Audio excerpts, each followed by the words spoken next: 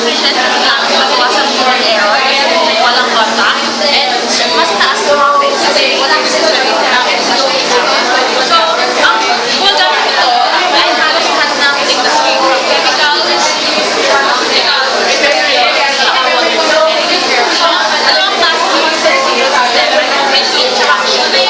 So, kayo na nga diba, sabi nyo yung set points. Ang close kapag hindi niya na-meaning product, ito yung diagram niya, may set point na.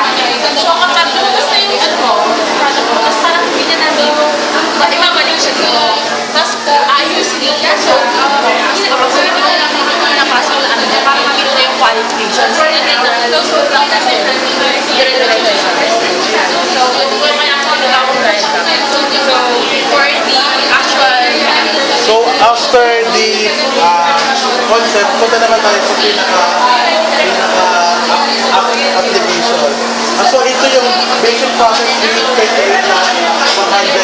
This is an example of feedback in the control system. So, ito yung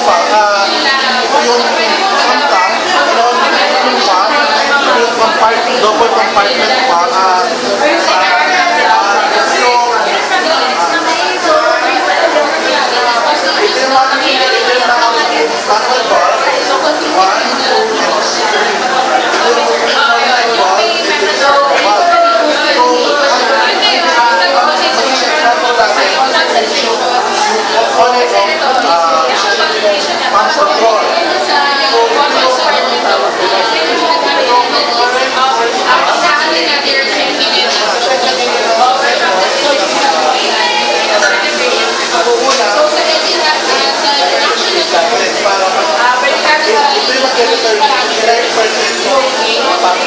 And also the effect of temperature, which is our so mamaya, i-discuss ko na kung paano natin paano natin yung effect ng temperature. So, yan. So, pag-ibig the port here, then around the reactor support, then this equipment will be placed down sa last address sa port. So, kaya po natin then and explain the port.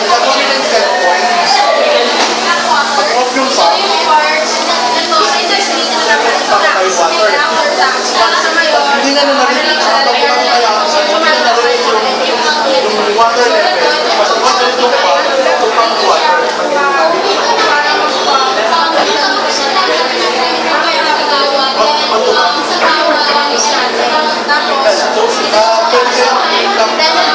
Pwede